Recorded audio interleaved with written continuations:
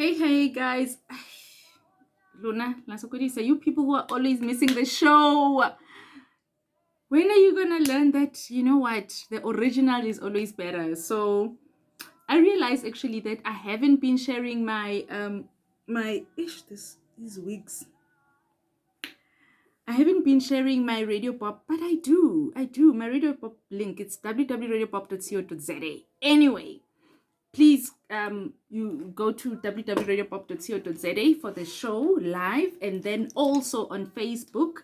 You can catch me live on Facebook uh Mondays, what is it now, Tuesdays, from 8 to 9. And Nano Mutibi is my handle on Facebook. Please guys, check it out, because here I just do a summary of what I've shared there. That's an hour-long show. I do these for like 10 or 13 minutes because obviously I cannot post for longer than that on Instagram, because what I do here I then post on Instagram. So guys, so today was so exciting. We were talking about as you know, we've been talking about Black Love at 40, and one of the things that I've been sharing about at 40 is the fact that at 40, really one of the biggest things that happens is that your love dynamic changes. And one of those dynamics that changes is that you automatically, I find a lot of 40-year-old women upwards tend to attract. I don't want to say attracted to. I'm deliberately saying attract. And I'm saying that because I think that's how nature just designed it. Tend to attract younger guys, okay? Like guys in their, and not 20s, like 30s, upwards. And of course, guys that are like in their 50s tend to attract younger women. There's a whole dynamic around that. We're not talking about that today. We're talking about this one. And I don't like calling these young guys Ben 10, because they're not. My experience has been that, and what I've found in my research is that these are very matured people who just know what they want in life. And so one of the things that I talk about is that the reason why a lot of women, 80s baby boomers, South African baby boomers, they struggled. A lot of them, they are coming from marriages. A lot of them, maybe they've been single, but they've got children.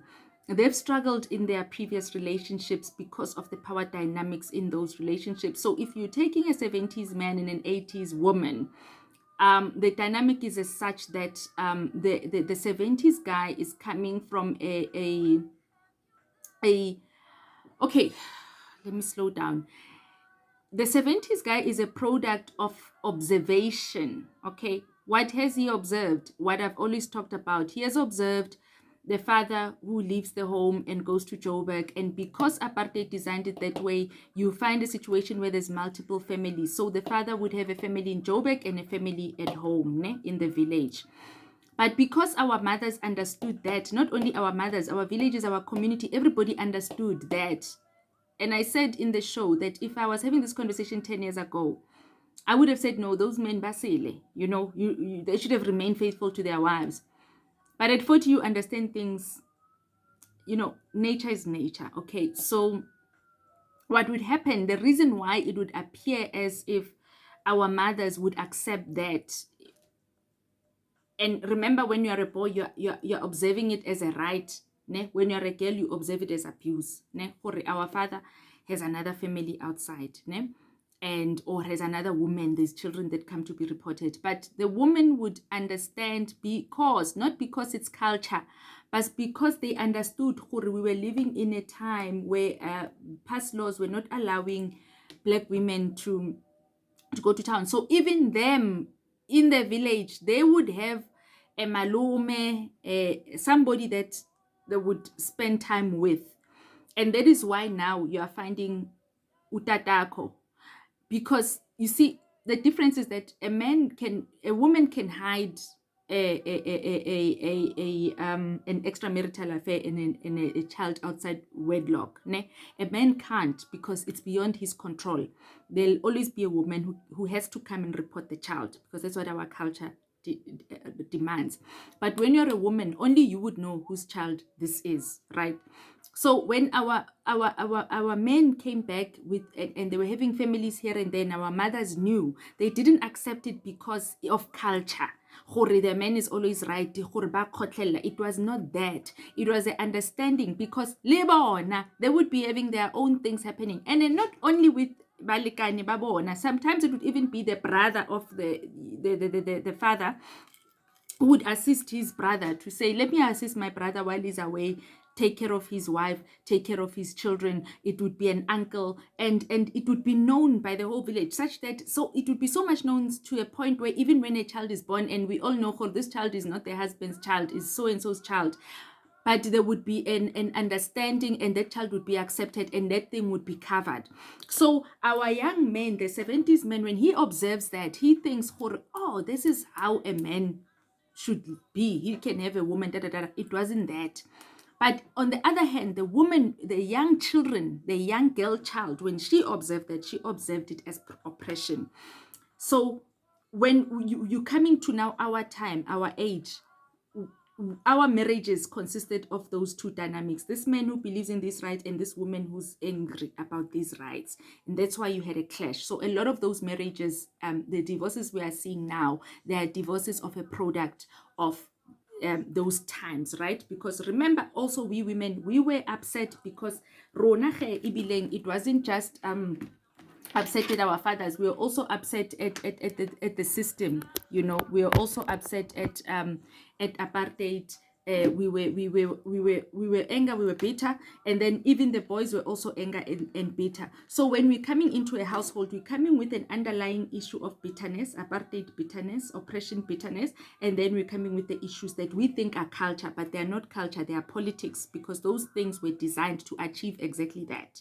So those marriages did not work out. So now most of the women, when they're coming out of those marriages, what I said is that some of the reasons why relationships with younger men tend to work is for women who are coming from that background at 40 is because now our definition of strength, we thought that our husbands could not tolerate us because they were not strong enough. Okay, we thought they were insecure, we intimidated them, they were challenged by us, to a point where we even thought they were jealous. Okay, because remember, we are now the generation again that was women empowered, and apartheid made sure that when apartheid ends, they empower the woman to emasculate the African men, they empower the African woman. Also, the 70s men, on the other hand, is that man that was left out of the empowerment bandwagon, because remember, empowerment empowered the youth, which is at 35. They were left outside of 35, and it empowered women. They are not women. So the 70s, late 70s men actually in South Africa is the most disempowered men in current South Africa. So those relationships struggled a lot. So the reason why these relationships with younger guys work is because they don't have the beef, they don't have the bitterness, they don't have the struggle issues that they are from apartheid and so on. So one of the things I said is that they communicate. One of the benefits of dating a younger guy when you are 40 in South Africa is that they communicate, they talk, because for them, they are strengths. So we thought strength is a man who's stronger, who'll make more noise, who'll challenge you. No, actually, the strength is manifested so much differently in a younger guy, in the sense that they're not afraid to communicate. Because remember, communication is also the ability to be vulnerable. Okay, to say what you mean and mean what you say, especially to communicate your emotions, which is what a lot of us, our counterparts in our marriages, they struggled with, okay, because of the background that I've talked about. Secondly, they communicate honestly, okay. They are able to say things that that a man, a 70s guy, would find shameful to talk about, because of they're coming from a history of emasculation, okay. Thirdly, the ages, they complement each other, because remember, at 40 you reach a stage of euphoria. It's like puberty flipped. Like I've said, there's two stages in life, two tipping points in life. At 13, puberty, where whatever you do there, it goes wrong, and then you spend the rest of your 20s and 30s trying to make right for the wrongs you did in puberty, okay, paying for it, punishing yourself, so you're not enjoying life, miserable. Then 40 is the second tipping point, where all of that becomes righted. It becomes corrected, right? So 40 is a tipping point. So you reach a stage of euphoria as a woman at 40. I don't know about guys at this time, because guys apparently they have midlife crisis, and I'm still researching this for my book. So when you complement each other with these young guys, because they are also in that stage where they are affirming themselves, they're out of their 20s, they are yuppies, they're now management level, approaching executive level, so they're stronger, they're affirmative, they've got more confidence. So there's an energy complement in those relationships. Okay, my battery's running out. And then last one is the developmental mjolo, is that those relationships, because of the how these guys are, and because the 40-year woman wants to give, wants to love, remember now she's self-actualized, she's got so much love to give, so much to give, to share.